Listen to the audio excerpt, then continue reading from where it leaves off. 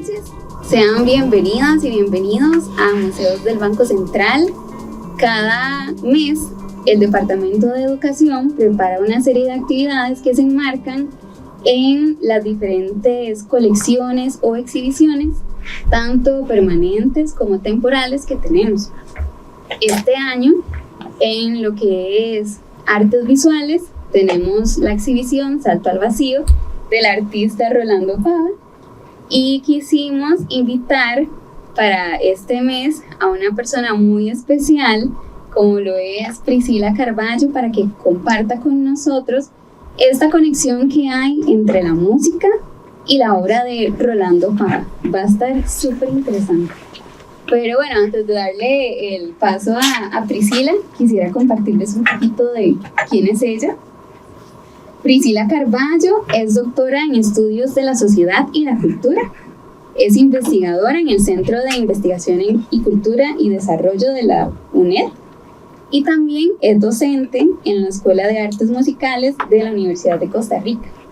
Tiene 20 años de investigación en temas de músicas populares. Además, tiene varias publicaciones en revistas nacionales e internacionales sobre la música y la construcción de subjetividades en colectivos juveniles, y un libro sobre la historia del rock en Costa Rica, que no se lo pueden perder, por cierto. También fue editora de un libro sobre la historia del rock en Centroamérica. Muchísimas gracias, Priscila, por estar aquí con nosotros, igual a Rolando Fava. Y bueno, vamos a iniciar con esto. Bueno, muchas gracias por estar acá. Es un gusto para mí estar acá, me siento muy honrada de estar en estas actividades que las sigo de hace mucho tiempo. Es un gusto para mí estar acá y es un gusto estar hablando de la obra de Rolando Fava el día de hoy. Bueno, como les decían, yo tengo mucho tiempo investigando temas de músicas populares, me interesa mucho el trabajo con músicas urbanas particularmente.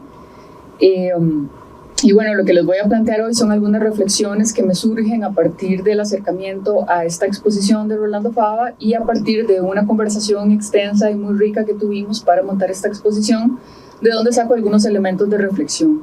La idea de la exposición es fundamentalmente una invitación a conocer no solo la exposición presente, sino la obra anterior también de Fava, y acercarnos un poco al mundo también de las músicas urbanas en Costa Rica, a las cuales se conoce poco. Tenemos pocos registros sobre las escenas de las músicas urbanas costarricenses.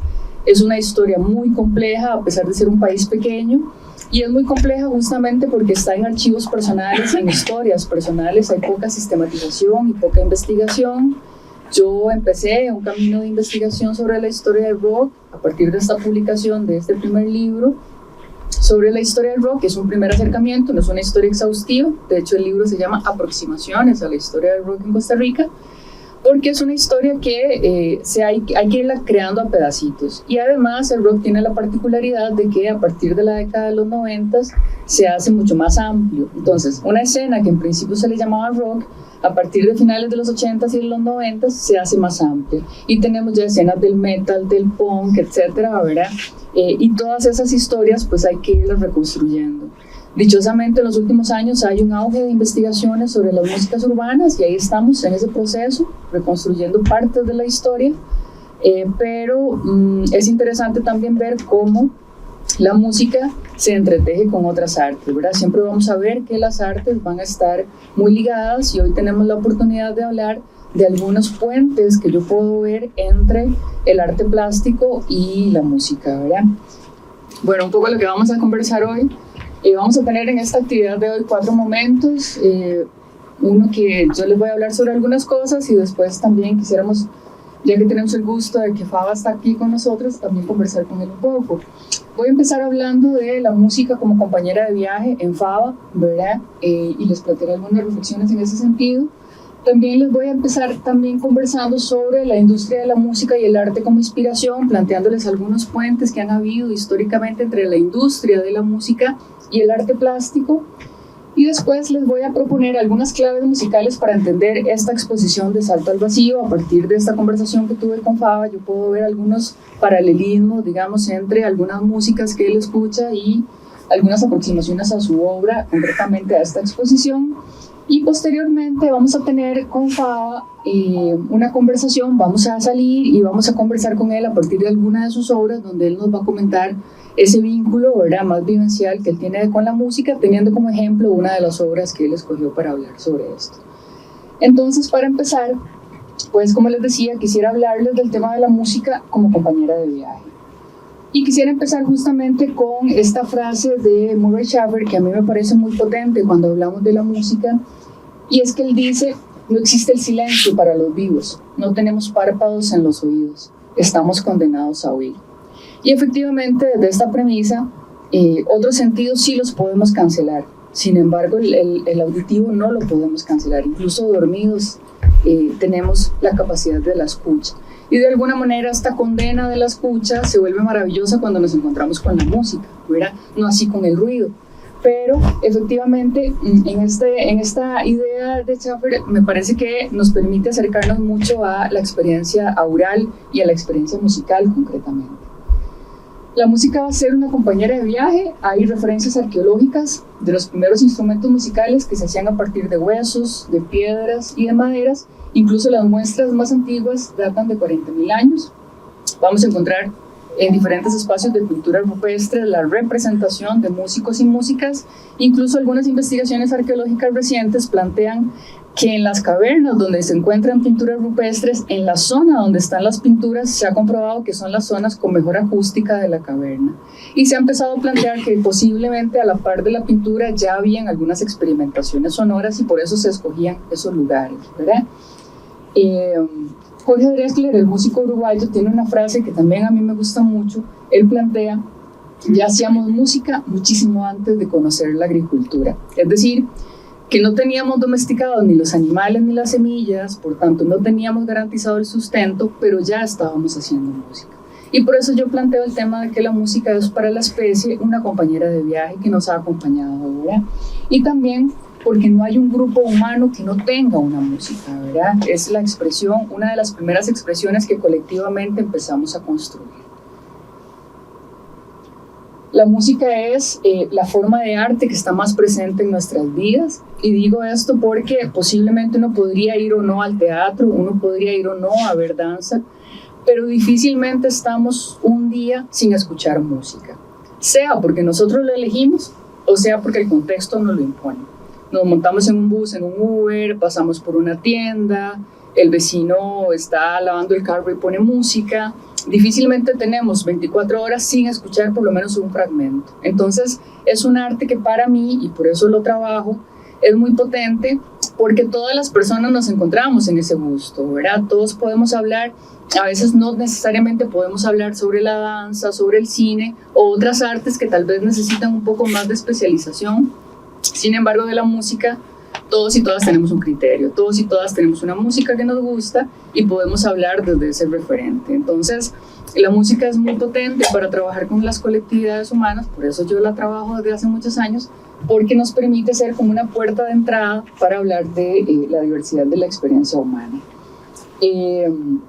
La música también colabora en la definición de nuestras identidades individuales y colectivas, es decir, la música también tiene que ver con todo un lenguaje particular, pero también todo un lenguaje social. Nosotros nos socializamos mucho a partir de la música. Nuestra noción del amor, por ejemplo, tiene mucho que ver con estos cancioneros que cada uno y cada una eligió, pero además de esta experiencia individual de la música tiene un peso colectivo, porque en la conformación de las identidades nacionales también tiene un peso. La creación de los himnos, las marchas, los cantos patrióticos que vivimos en el periodo de la escuela y el colegio, tiene que ver con una intencionalidad política. La música ha sido política de Estado.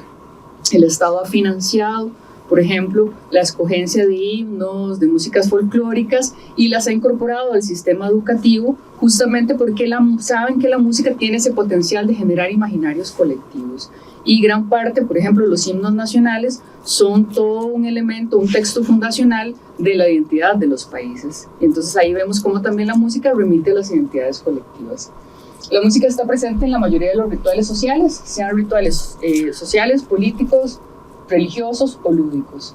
De manera que la música nos acompaña desde los cantos de cuna hasta los cantos fúnebres. Toda nuestra experiencia vital está cruzada por ella. Por ejemplo, la música en la infancia. Cuando hablamos de la música en la infancia, remitimos a cantos de cuna, que son nuestras primeras memorias aurales, cantos de juego, ¿verdad? Los primeros juegos. Más recientemente, con otras generaciones, la música de videojuegos, que forma parte de su experiencia auditiva, la música de fábulas, de programas televisivos, como les decía, la música y los cantos escolares, que nos hablan de esa primera formación cívica, de qué es un ciudadano o una ciudadana.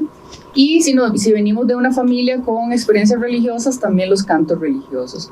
Como vemos en la época de la infancia, la música no es algo que nosotros elegimos, sino que es algo que nuestra familia y nuestro contexto nos impone. Cuando llegamos a la época de la adolescencia y la juventud, la música empieza a ser algo que nosotras elegimos, ¿verdad? Y que nosotras optamos en la escucha. Vamos a tener en la época de la adolescencia y la juventud la música de la rebeldía, la música protesta, la música y el erotismo con las primeras experimentaciones sexuales, la música de las fiestas, la música del amor romántico, que como les decía, en sociedades como las nuestras, donde no hay mecanismos de socialización afectiva, mucha de nuestra noción del amor, del desamor, del sufrimiento por amor, todo el discurso del amor romántico, nos viene mucho de la música. La música va a ser un socializador afectivo muy importante. Y también en esta etapa vamos a tener la música para estudiar, para no dormirse, en estas etapas donde uno tiene que matarse estudiando, y entonces la música es un mecanismo que también utilizamos ahora. En la etapa de la adultez tenemos música y memorias, ¿verdad? Recordamos la música de la etapa de la juventud, la música de la adolescencia. Hay una vuelta a la música infantil para quienes deciden tener hijos, y entonces ya ahora hay una modernización de esas canciones infantiles, ya no son las propias, sino es el bagaje del niño o la niña, ¿verdad? También vamos a hablar de la música como relajación, la música para desconectarse de las dinámicas laborales, de los problemas del estrés, etc. Y también viene un momento de reaprender y respetar otras músicas. Hablamos de los hijos e hijas que se hacen adolescentes y empiezan a escuchar a otras músicas, así como en algún momento era el rock el que escandalizaba, ahora es el reggaetón, el trap, etc., ¿verdad? Hay un reaprendizaje, una aproximación a otras nuevas músicas y un proceso de respeto y acercamiento a esas otras prácticas.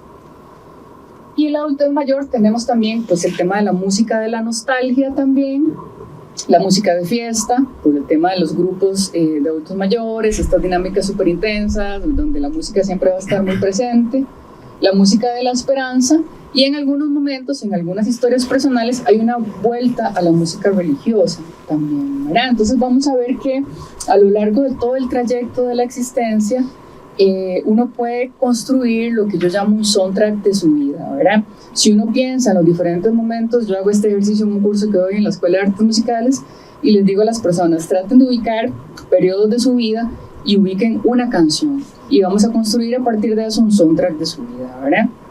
Entonces, durante todo el proceso vital, justamente a veces es más difícil escoger la canción de este momento. Generalmente, ¿verdad? Cuando uno mira para atrás y une los puntos es más fácil hacer el ejercicio, pero generalmente uno puede ubicar canciones y muchas veces son canciones que no son ni siquiera tu canción. A veces la canción de la infancia no es una canción infantil, puede que sea, como me decía un estudiante con el que hicimos el ejercicio, mi canción de la infancia son los boleros, porque yo me crié con mi abuelo ponía boleros, entonces yo cuando pienso en mi infancia pienso en los boleros, ¿verdad? Entonces la escogencia de ese soundtrack de la vida nunca es un ejercicio individual, siempre es un ejercicio colectivo de todas las subjetividades que estaban alrededor mío y que me nutrieron mi paisaje sonoro. La música no va a ser entonces solamente algo lúdico, ¿verdad? A mí me interesa mucho romper con este tema de que la música es algo que se hace o que se escucha en el tiempo libre y nada más, sino que es un elemento de creación de subjetividad y de creación de identidad. Y también va a ser un potente activador de memoria. Y eso nos pasa continuamente. Escuchamos una canción, inmediatamente remitimos, nos recordamos de una persona o nos recordamos de un momento histórico o de una situación, ¿verdad? Entonces es un elemento que además nos conecta directamente con la emoción del momento, que no muchos insumos nos dan esa posibilidad. Hay una conexión directa de la música y una emoción, y por eso es muy potente también para trabajar con ella. ¿Qué pasa con el tema del soundtrack? Cuando yo conversaba con Faba era muy interesante y yo trataba de armar un poco, ¿verdad? Como esta historia a partir de lo que él me contaba. El soundtrack de la vida del artista es intenso y diverso como su obra, pasando con músicas como el rock, la salsa, el jazz, el punk, ¿verdad? Desde su niñez, con un padre melómano, ¿verdad?, hasta una adolescencia arrolladora de tratar de comerse al mundo, pasando por el rock inglés, el rock argentino, además su vínculo con la escena del rock local, que en eso nos encontramos mucho, ¿verdad?, en sus historias sobre esto, pasando también por cercanías con los ritmos afro, en su paso por Venezuela y por Cuba, ¿verdad?, y vamos a ver esta diversidad sonora también en su obra. Con la ayuda de la música y de este soundtrack de su vida, Fava se pregunta sobre el amor, sobre la muerte, sobre la injusticia, sobre el dolor y sobre la verdad.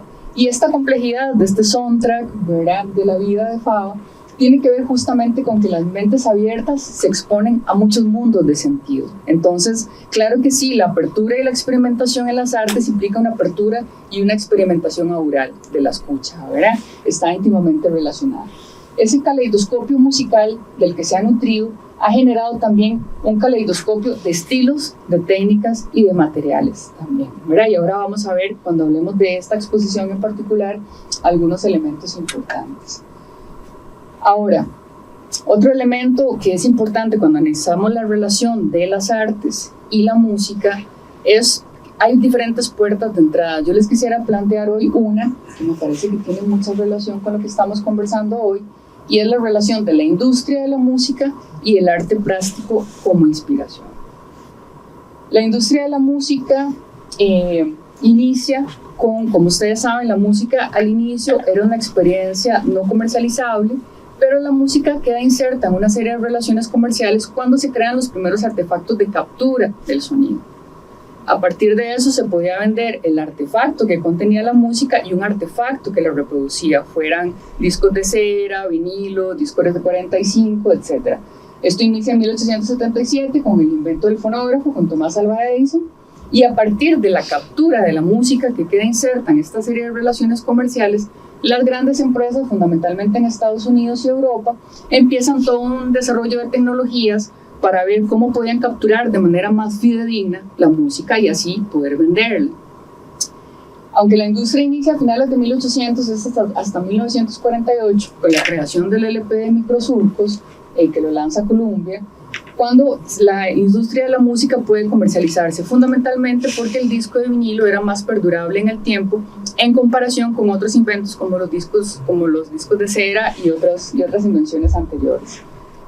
Aunque inicialmente se hace con fines militares, ¿verdad? El disco de vinilo tiene un origen militar, como muchas tecnologías que conocemos ahora, como el internet y otras, ¿verdad? También desde ese momento sucedía. Rápidamente la industria ve que podía ser comercializable el disco de vinilo, y a partir de eso se desarrolla todo un entramado industrial, ¿verdad? Tenemos en ese momento grandes industrias transnacionales, pero también pequeños sellos locales. Aquí tuvimos CBS Indica, que fue uno de los sellos disqueros, el primer sello disquero exitoso comercialmente, que se crea en 1963, y a partir de eso se genera toda una industria. En el caso costarricense tuvimos Dideca, Dicesa, de otros países centroamericanos, y todo un desarrollo de la industria de la música. La industria de la música, esta relación de industria de la música y arte tiene distintos momentos. Se crea el disco de vinilo, e inicialmente el disco de vinilo se vendía en un sobrecito que no tenía ningún dibujo ni nada, ¿verdad? Era un sobrecito para proteger el disco de vinilo.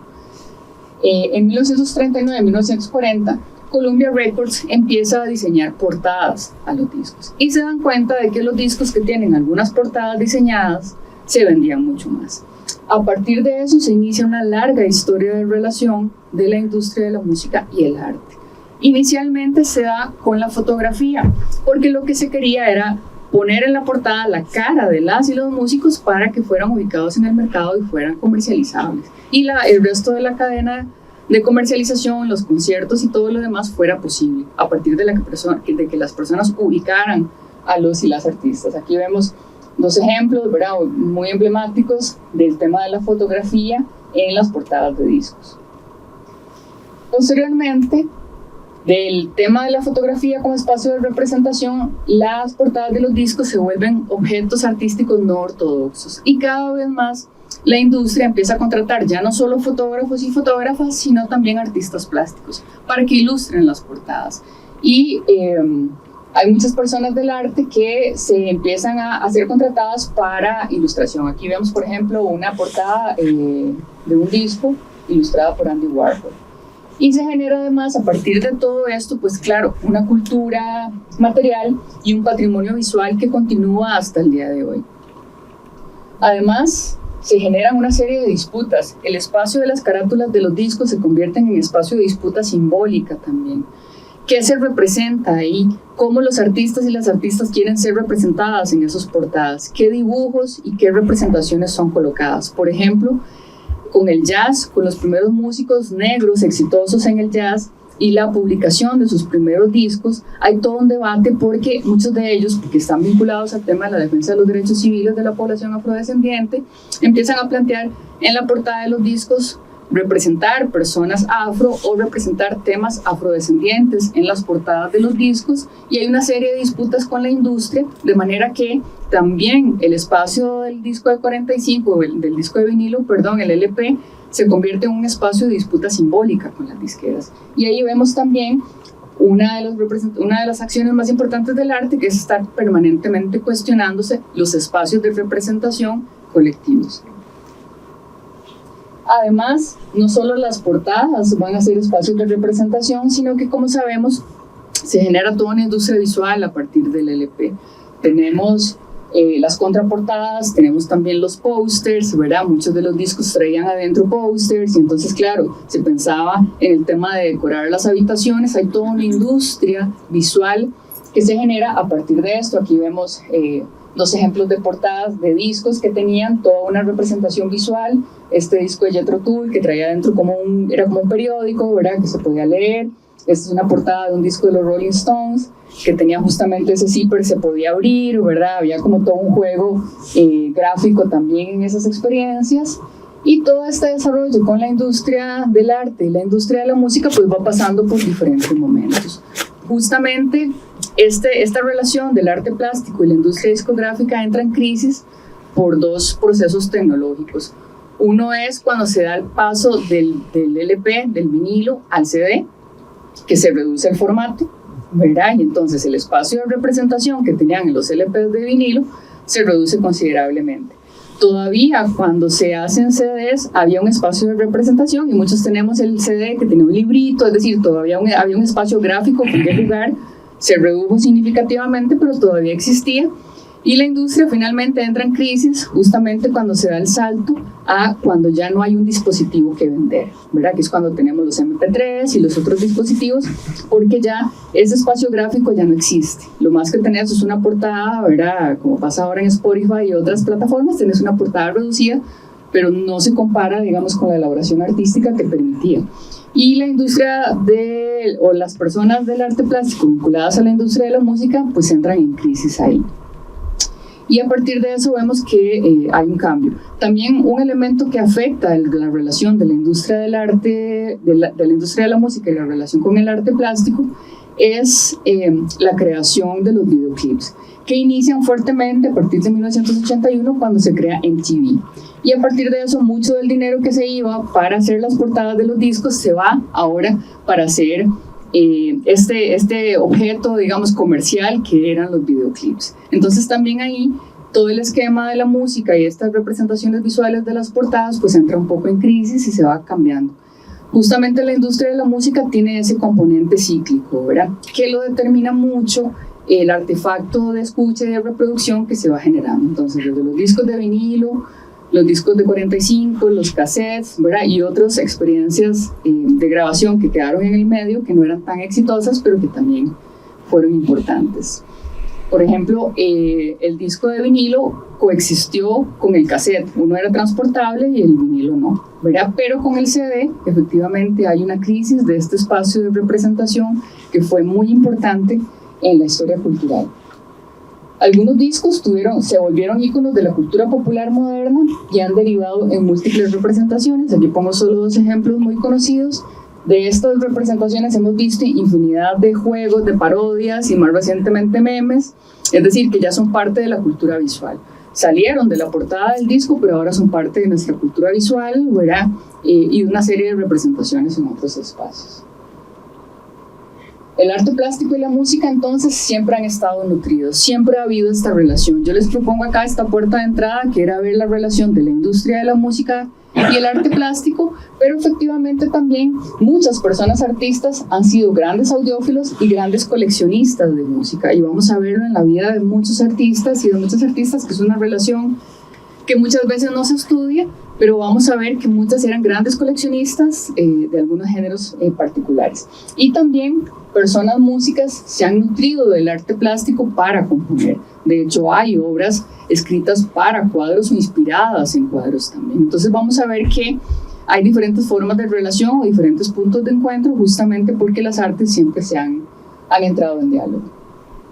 En el caso de Rolando Fava, vemos que él trabaja mucho con y desde la música, ¿verdad? Hace cuadros que tienen por título Canciones, tiene etapas de su obra acompañadas por artistas. Por ejemplo, en la entrevista me decía que toda su obra verde, él dice, toda la obra verde yo la pinté básicamente con un solo grupo, King Crimson, ¿verdad? Es decir, hay etapas completas, ¿verdad?, que tienen una banda sonora también de su obra. Y es entonces la música una constante fuente de inspiración en su vida, ¿verdad? Ahora, yo quisiera plantearles en relación con esta exposición particular que tenemos afuera, que tratemos de verla con algunos paralelismos que yo pude encontrar en la conversación con él y conociendo más su trabajo, a lo que yo denomino algunas claves musicales para entender la exposición Salto al Vacío. En la conversación salía mucho el tema de la música y la musicalidad de la obra, y yo creo que si nosotros vemos con atención algunas de las obras, queda muy claro. Él hablaba, ¿verdad? Para él la obra tiene una musicalidad. Él plantea, y es maravilloso, porque tú sabes que la música es como algo que te lleva, es como un vehículo, y quizá por su temporalidad produce esa sensación de movimiento. La música tiene mucho que ver con el movimiento. Y si nosotros nos acercamos a su obra, y fundamentalmente también en las obras de gran formato, vamos a ver que el tema del movimiento es fundamental en su trabajo, ¿verdad? La obra también es un performance, dice él, puede ser coreográfico. El límite es el cuerpo mismo. Y al igual que en la música, el límite es el cuerpo, el límite de lo posible es el cuerpo. En el arte plástico y en su obra también el tema del límite de lo posible, ¿verdad? De la capacidad, como él me decía, que me damos los brazos, lo que me damos los brazos es lo que yo puedo hacer también, ¿verdad? Entonces hay como ese diálogo desde un sujeto encarnado, ¿verdad?, con su obra, que es como bien potente. La música ha sido un detonante en la producción, me planteaba, y otro elemento importante es que decía, una de las virtudes de los artistas no es solamente hacer una buena obra, sino ser un buen analista, un buen observador de su época. Y evidentemente, ¿verdad?, esto coincide con muchos de los músicos y las músicas que lo que hacen es retratar un periodo de la historia.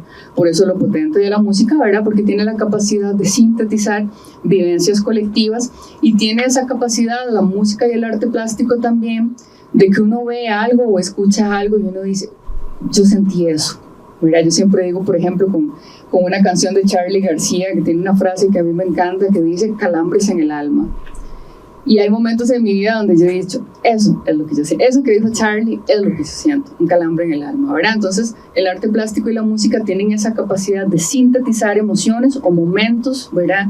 Que de otra forma, las personas que no tenemos ese recurso artístico, pues no podemos sintetizarlo de esa manera. Y ahí por eso esas artes nos convocan y nos sentimos tan representadas. Ahora, yo planteo como algunas ideas o puertas de entrada. Yo planteo el tema del silencio y el vacío como una constante, ¿verdad?, o como un punto común. En la música, como ustedes saben, el silencio es tan importante como las múltiples notas. Es decir, cuando uno escucha una composición, es tan importante el silencio para marcar lo que viene, esas pausas que hay dentro de una composición para marcar lo que viene, ese vacío es tan importante como el derroche de notas musicales, ¿verdad? Y creo que en la obra de Fava el vacío es tan importante como la saturación. Aquí vemos dos ejemplos de obras, ¿verdad? Una es Igni y la otra es La Duda Heroica. Ahí vemos también la contención y la síntesis y el vacío, ¿verdad? Y en la otra vemos la saturación, y creo que ahí hay una constante que se repite también y comparte con la música.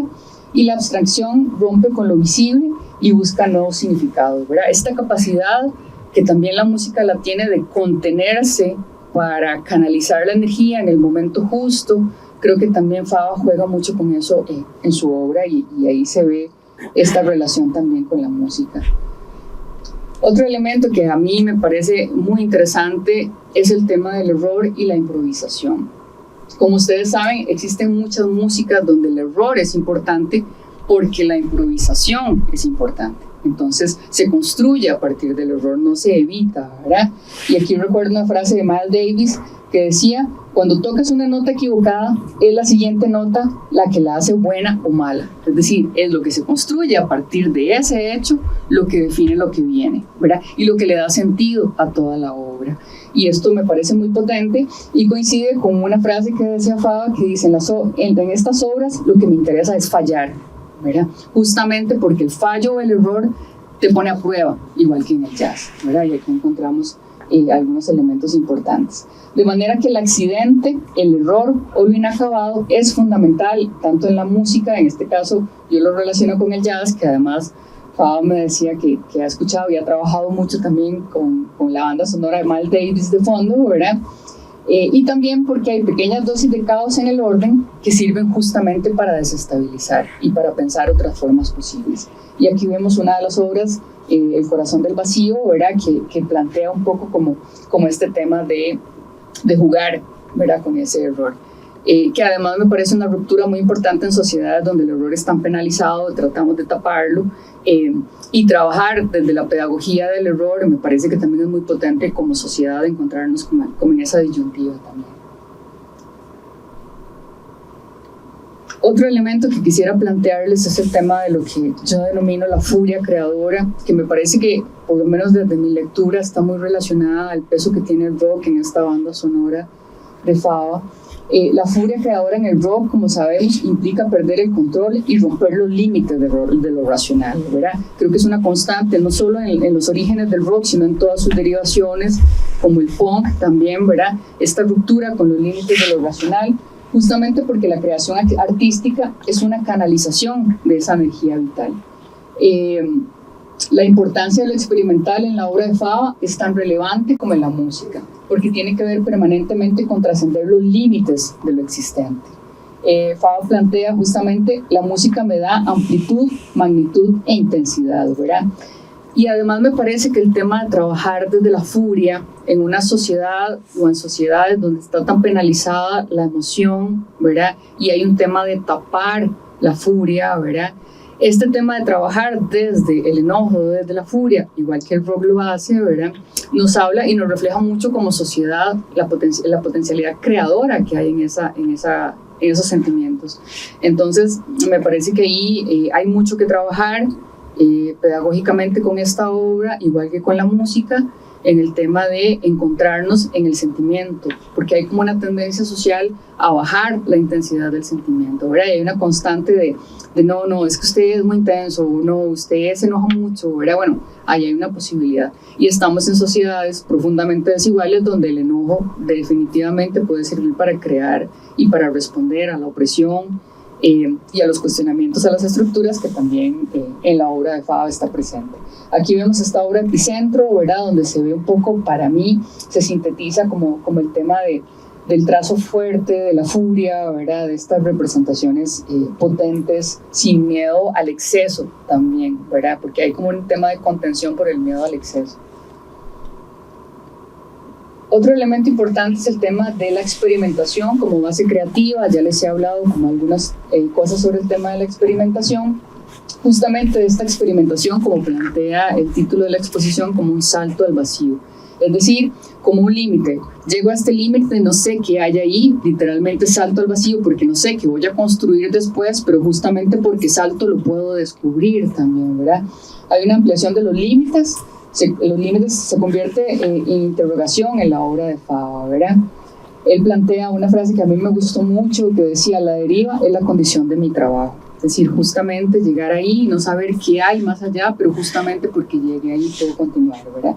Y eso lo relaciono mucho con Franz Zappa, que también me decía Fava que lo ha escuchado mucho en diferentes momentos de su vida, en una frase de Zappa que dice: sin desviarse de la norma, el progreso no es posible, ¿verdad? Que tiene que ver justamente con eso, de llegar al límite, y a partir de que llegas al límite puedes ver qué hay más allá y qué puedes construir más allá.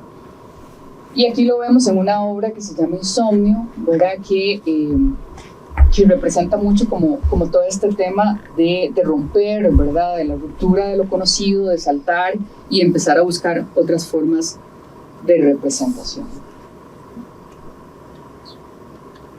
Otro elemento que hay en una de las secciones de la exposición que a mí particularmente me gustó mucho es el tema de la búsqueda en otras culturas de respuestas, ¿verdad? Como sabemos, en la música han existido diferentes artistas que han buscado en culturas no occidentales respuestas a preguntas. Posiblemente los más conocidos son los Beatles y su vínculo con las culturas de la India, los viajes que hicieron, cómo influenciaron su trabajo, etc. Pero es una constante en la música, en las diferentes músicas de derivaciones del rock, esta búsqueda constante en otros relatos y en otras cosmovisiones, ¿verdad?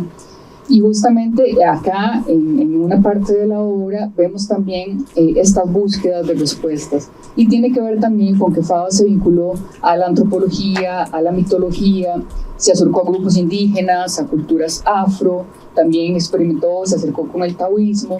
Y tiene que ver justamente con este tema de que cuando tus preguntas son suficientemente grandes y complejas, un solo referente cultural no te alcanza, ¿verdad?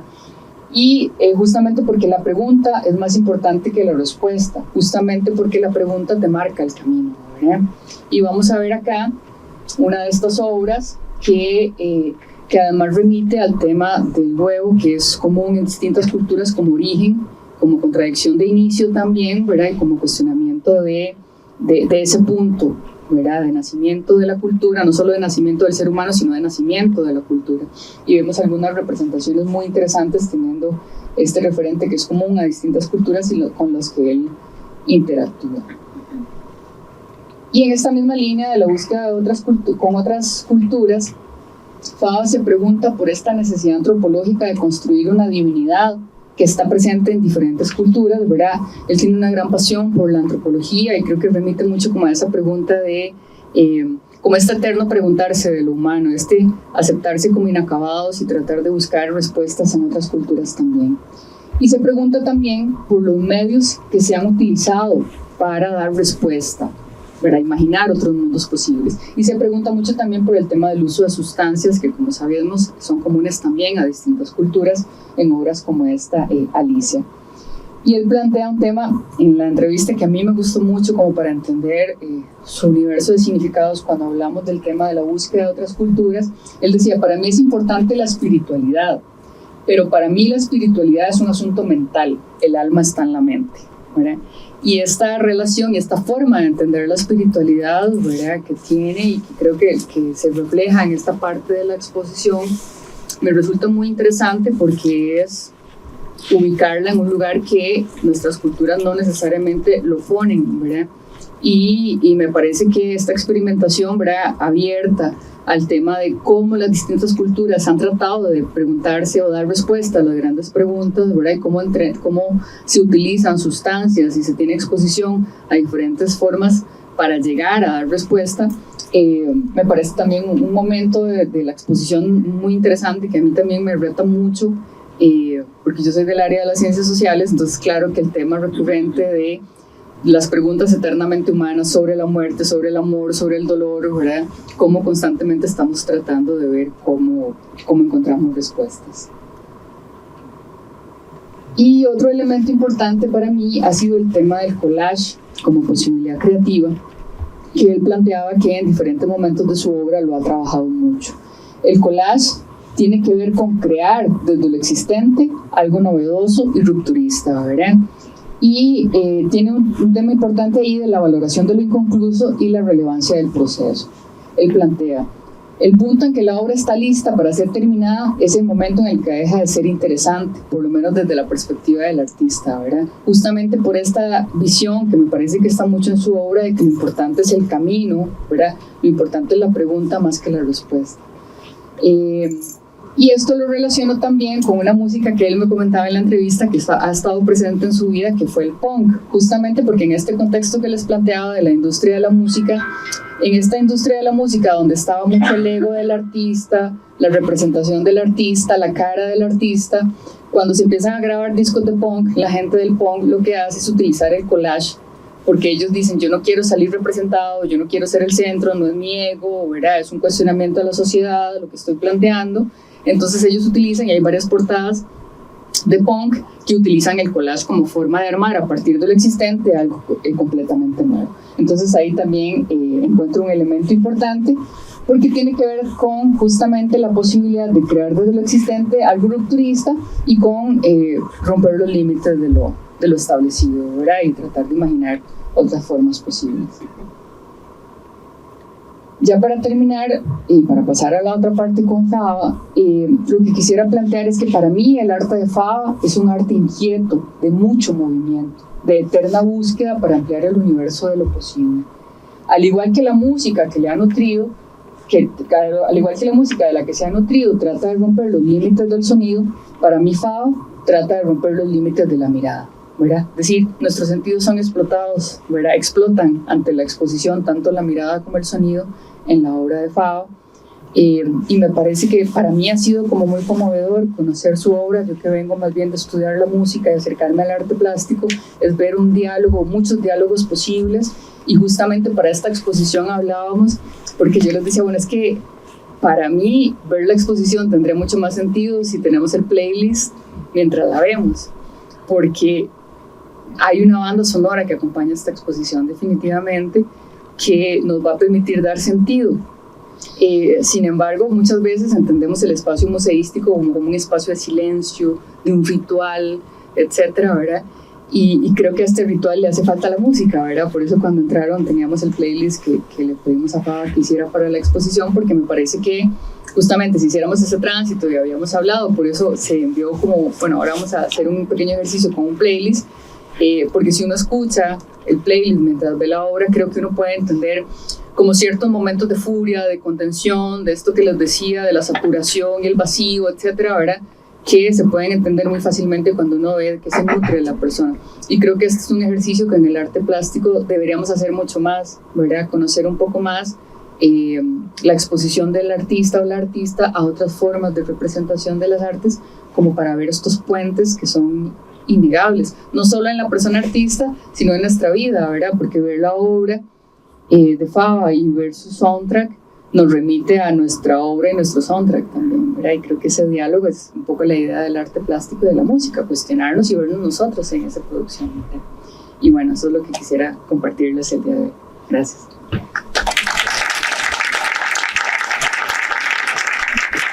Muchas gracias. Gracias por este espacio y por haber sacado el tiempo para compartir con todos nosotros esta presentación tan maravillosa. Como les comentaba Priscila, hemos preparado para ustedes un material pequeñito en donde aparece un código QR que, si ustedes lo escanean, va a direccionarlos al playlist que se llama El Mundo Sonoro de Faba, donde van a poder escuchar todas estas canciones. Y bueno, también queremos compartir otro material en donde podrán descargar una publicación muy interesante. No sé si Priscila quisiera hablarnos un poquito de esto, donde, bueno, ella fue la editora, pero Priscila les cuenta un poquito más. Sí, bueno, este material que les están compartiendo, como decían, ahí está el QR para el playlist, para que lo escuchen, y si pueden venir otro día también a ver la obra escuchando, creo que puede cobrar mucho sentido. Y también hay un QR para descargar una publicación que hicimos el año anterior desde la UNED, desde el Centro de Investigación, Cultura y Desarrollo, donde yo trabajo, que, bueno, yo hice hace algunos años, en el 2017, un libro sobre la historia del rock en Costa Rica, que era un poco reconstruir con investigación, con entrevista a músicos y músicas del periodo, algunos elementos de la historia del rock, pero posteriormente me dediqué a buscar personas en Centroamérica que hubieran trabajado el mismo periodo histórico. Aunque el rock en Centroamérica, aunque el rock inicia en la década de 1950, en Centroamérica el rock como movimiento tal vez se gesta más fuertemente a partir de 1970, fundamentalmente porque es el momento donde la gente empieza a cantar rock en español y rock con letras propias, y eso es un salto político y epistémico muy importante. Entonces yo busqué personas en el resto de Centroamérica que hubieran hecho una investigación similar, y me encontré investigaciones en Nicaragua, en Panamá, en Honduras y en Guatemala, y publicamos un libro con la editorial de la UNED que está de descarga gratuita, y es este QR por si les interesa conocer un poco sobre algunas de las bandas de Guatemala, de Honduras, de Panamá, Nicaragua y Costa Rica, para que vean un poco la historia del rock, de la cual además Fava estuvo muy cerca y tuvo muchos vínculos, ¿verdad?, con gente de la escena. Entonces de alguna manera lo compartimos porque tiene relación como con este paisaje sonoro urbano de la Costa Rica de ese periodo. Ahora queremos invitarles a que nos acompañen a la sala para compartir este espacio con Rolando Fava. Sí, claro que sí. Buenas noches. Quiero agradecerles personalmente por haber asistido a la actividad, agradecer al Museo del Banco Central por propiciarla y por producirla, y especialmente agradecerle a Priscila por este estudio, este análisis, este enfoque tan peculiar, y no es habitual este tipo de relaciones entre la obra plástica y la música, aunque supongo que hay más de este tipo de lo que pensamos. Pero quiero agradecerte especialmente porque también tu visión en algunas partes ha sido para mí nueva. O sea, has encontrado cosas que ahora yo puedo conectar y entender mejor sobre mí mismo.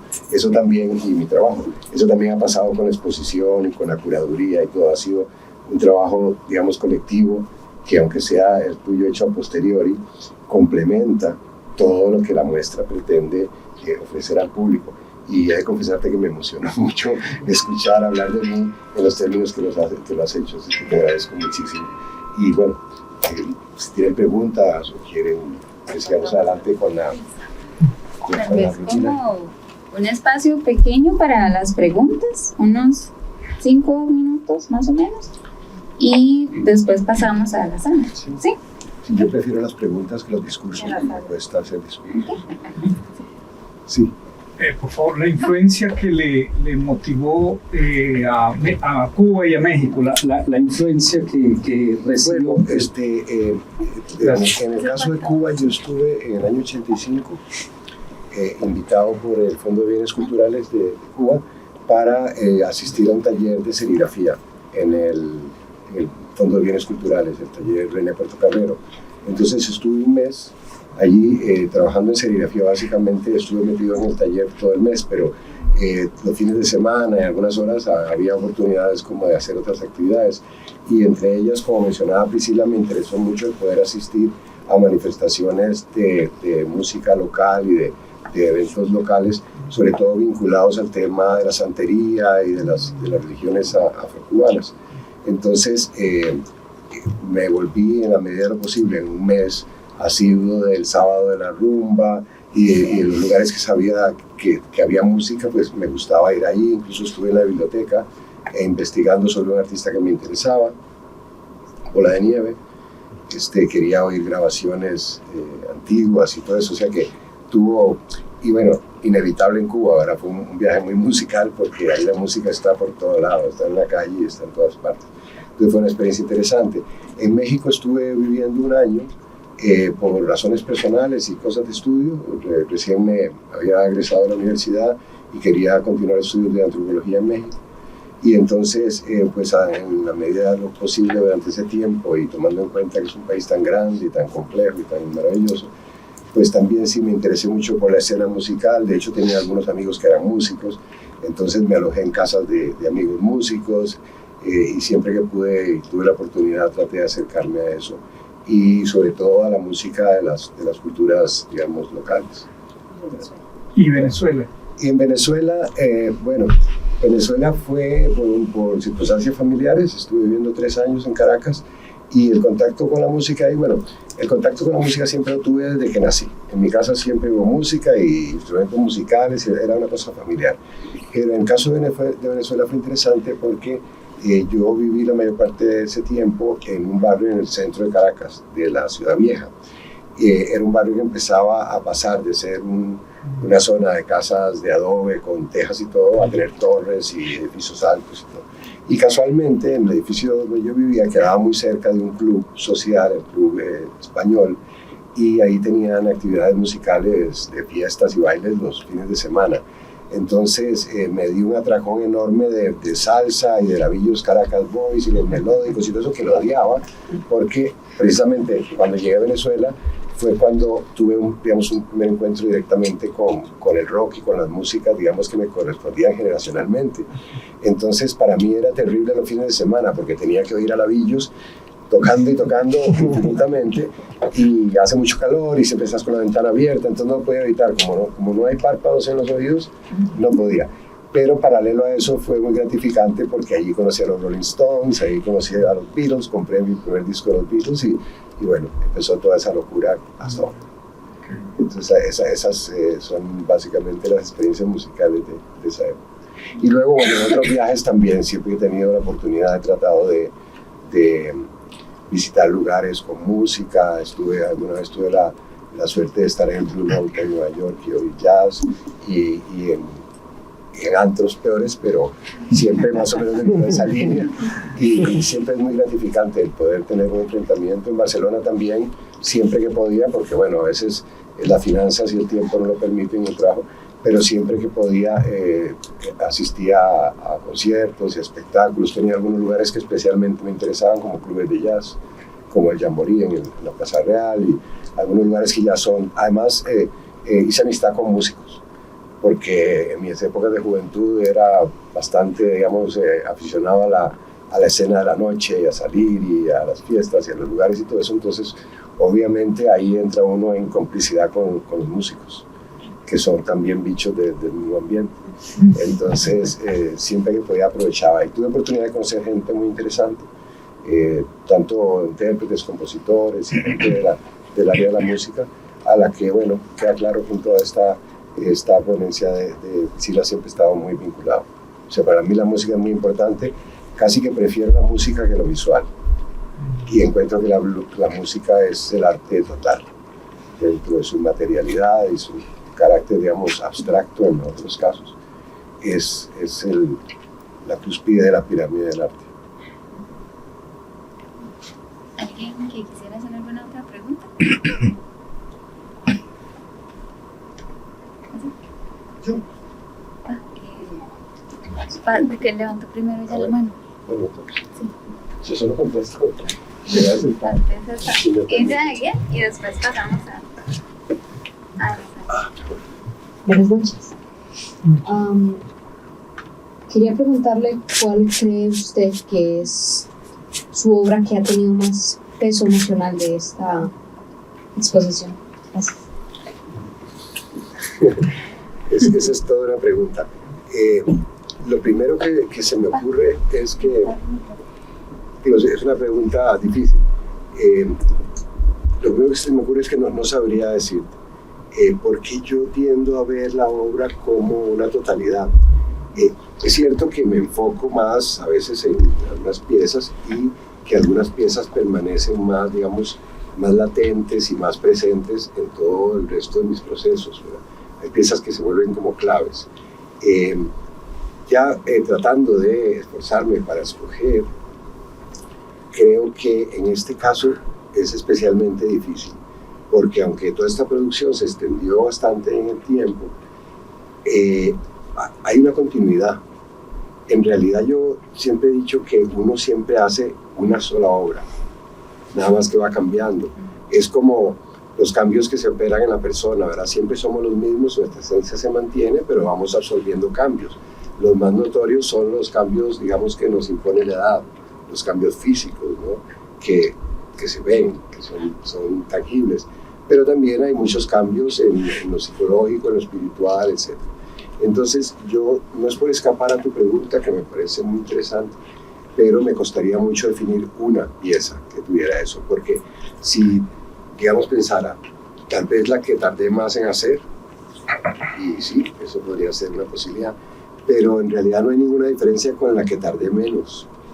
O como el ejemplo que puso Priscila de aquella obra verde muy compleja, que efectivamente pasé mucho tiempo trabajándola, no porque la obra absorbiera tanto de mi tiempo en su ejecución, sino en pensar acerca de ella. Yo dedico más tiempo en ver las obras y pensar de ellas antes de terminarlas que en hacerlas.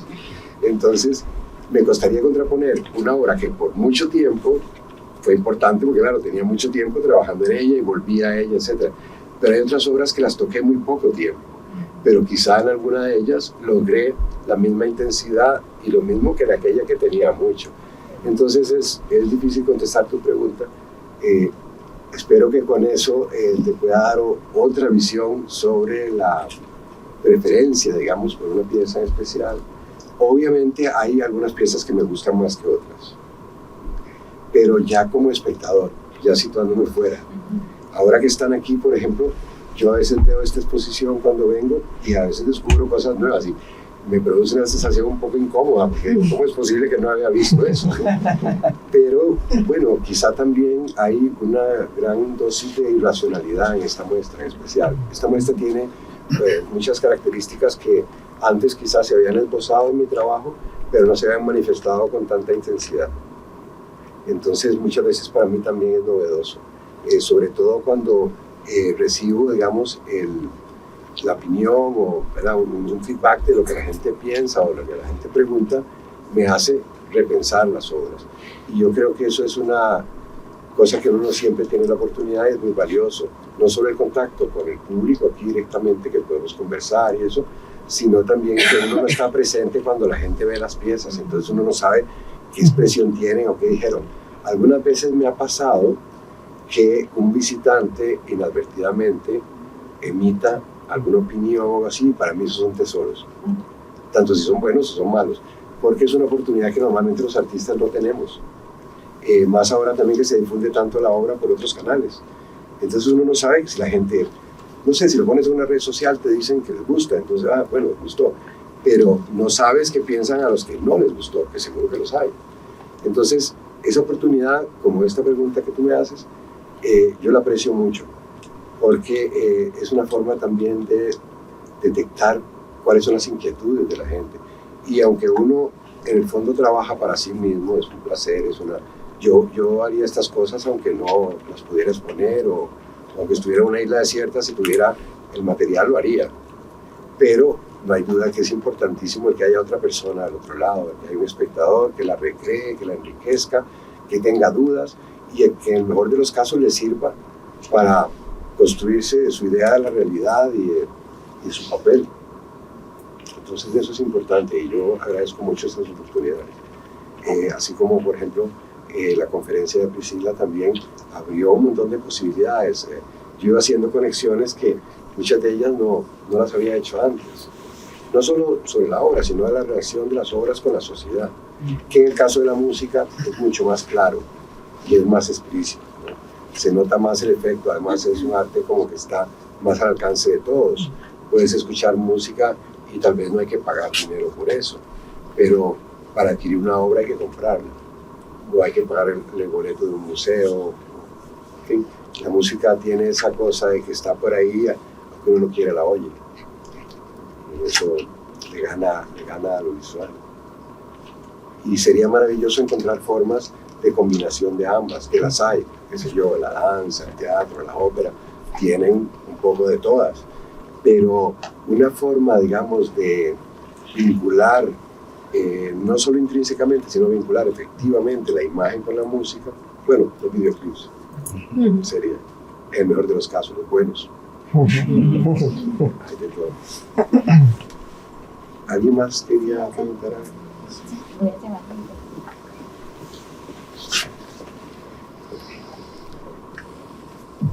Buenas noches. Buenas.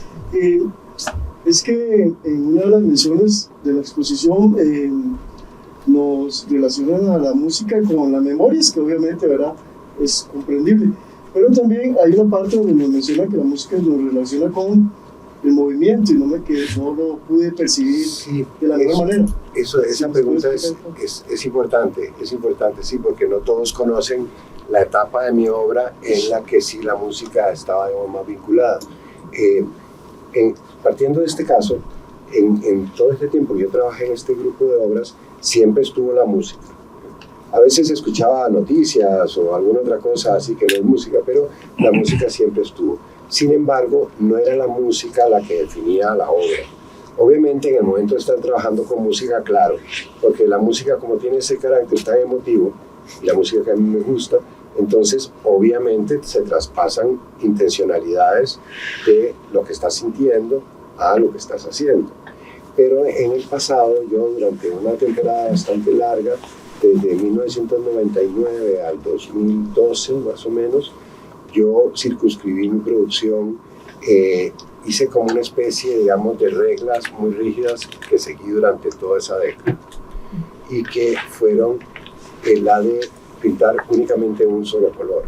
Aquí hay una obra verde, hay una, pero antes existieron muchísimas más. De hecho, en la colección de los museos hay varias de esas obras. Y casi todas esas obras fueron realizadas con la música. O sea, no era que yo estaba oyendo música y estaba pintando, no. Yo ponía la música exacta que quería para realizar esa obra. Y me guiaba por, digamos, el ritmo, la melodía, todos los elementos de la música, sobre todo para transformarlos en movimientos de mi cuerpo. Eran obras que se realizaban en una sola sesión, lo que se llama... A la prima. A la prima, después se me olvidó, a la prima. Entonces, yo trabajaba contratiempo. Era el tiempo que tenía para finalizar la obra es el tiempo en que la pintura empieza ya a coagularse y a secarse. Entonces, el tiempo, sobre todo porque yo trabajo con acrílicos, era muy reducido. En el caso de que hubiera trabajado con óleos, que también lo hice, el tiempo era más, porque puedo trabajar hoy, puedo trabajar mañana y está fresco todavía. Pero en este caso tenía un tiempo muy reducido para realizarlo. Por tanto, aunque tuviera una idea preestablecida, digamos una especie de boceto mental o quizá un boceto, digamos, de dibujo, a la hora de hacerlo, realmente lo que salía era lo que sabía. No se apegaba, digamos, al dedillo a lo que había planeado. Tenía una idea general, obviamente, si lo quería, digamos, un poco más tormentoso, o si lo quería un poco más pausado, o si lo que me interesaba eran el ritmo, o ciertos acentos, digamos, de la melodía, en fin, todos esos elementos intervenían, pero básicamente era que mi cuerpo reaccionara como cuando bailas.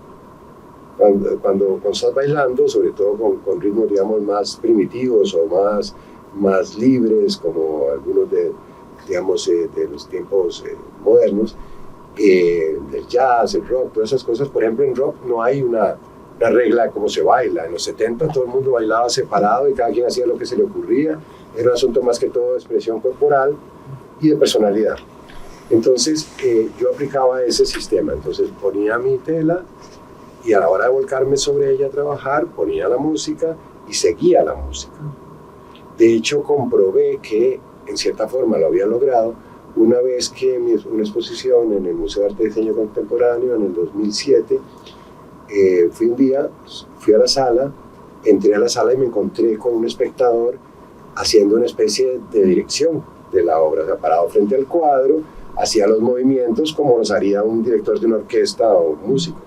Entonces eso me hizo comprobar que sí, que se entendía por dónde iba el asunto. Quizá no es obvio, pero yo siempre le escapo mucho a la obviedad. Me gusta más, hasta prefiero que no se entienda a que quede muy claro desde el principio. Entonces ese momento es el momento en que yo capturo la atención del espectador para ver qué está pasando ahí. Entonces eso lo lograba reflejando a través de mi expresión corporal en la obra. Era fácil porque toda esa obra yo la pinté con las manos. O sea, no usé herramientas, sino que eventualmente usaba herramientas cuando quería algún efecto, ¿no? Ciertas impresiones y cosas que luego fui cada vez introduciendo más y más y más, hasta que llegué a un punto en que ya no usaba las manos.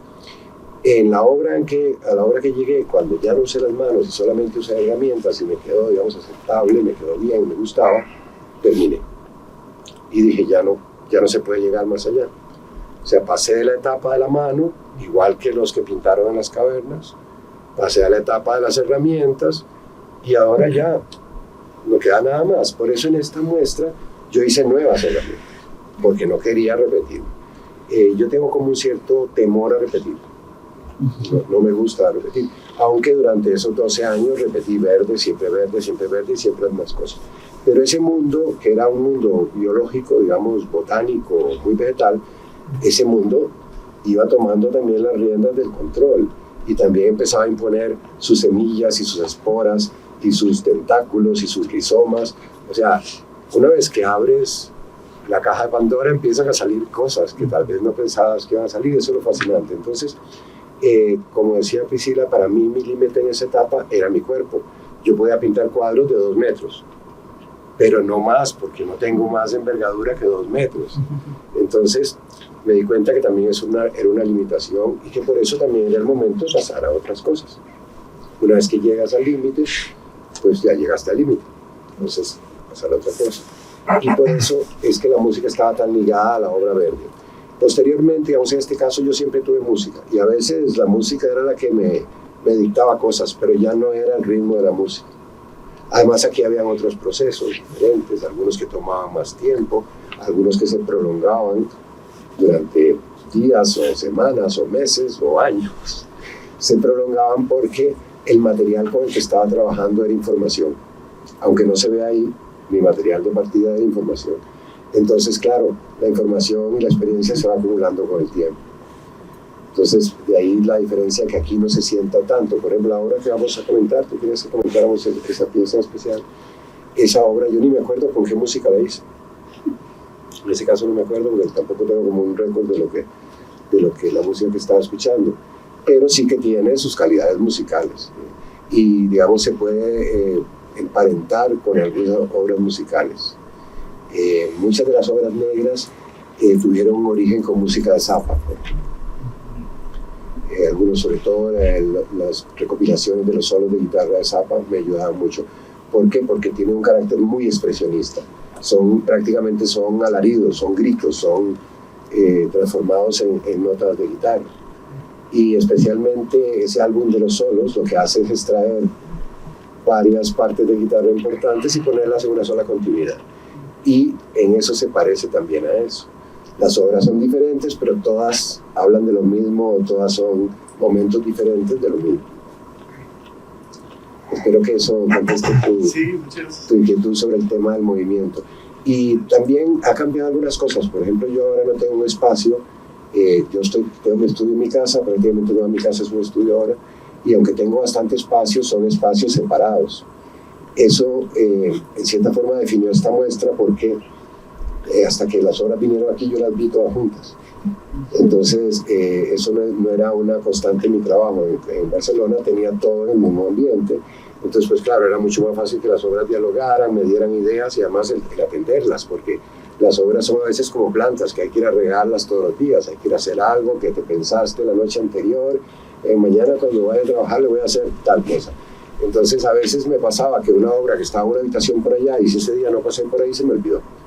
Entonces en el tema de trabajar con la música, que es lo que tú preguntabas, también tenía que ver mucho el espacio. Yo trabajaba en un espacio industrial, sin vecinos, o sea, mis vecinos eran otros artistas y pues era la Torre de Babel o algo parecido. O sea, todo estaba permitido, todo el mundo hacía lo que le daba la gana, hacer ruido no estaba penado. De hecho, los locales tampoco se escuchaban mucho. Si ponías la música muy fuerte, no necesariamente molestabas al otro. Entonces había como esa libertad, digamos, del tema de la limpieza también. Yo en mi casa pinto, pero no tengo paredes manchadas. En mi estudio todas las paredes estaban manchadas, todo el suelo estaba manchado. Cuando trabajaba con el movimiento, yo no vigilaba, o sea, yo iba con la mano y lo que caía, caía y me limpiaba encima y era una cosa en que estás no pintando, sino dentro de la pintura. Y la música, obviamente. Entonces yo, desde que llegaba al estudio, ponía la música. Cuando iba a trabajar, hasta hacía un poco de gimnasia, ¿verdad? Porque sí, era coreográfico. A ver, nadie me estaba viendo. Creo que si alguien me hubiera estado mirando, me hubiera cohibido, porque me hubiera sentido raro de estar haciendo locuras. Pero yo corría alrededor de la mesa y saltaba y hacía locuras, como una cuestión eufórica. Y creo que en la obra se nota, en las obras verdes se nota esa continuidad de altibajos, de ritmo, de todo eso. Al trabajar en un ambiente, digamos, un poco más contenido, con menos libertad, porque tengo vecinos, afortunadamente tengo vecinos músicos, entonces oigo música en vivo y tocan bien, entonces es maravilloso. Pero ya no puedo como proyectarme, además ya no tengo la misma fuerza que tenía hace 10 años. y ya no me arriesgo a andar saltando alrededor del cuadro y todo eso. Si quieren continuamos, porque yo soy muy palachín. Muchas gracias, Rolando. Ahora les invito a visitar la obra que vamos a ver usando.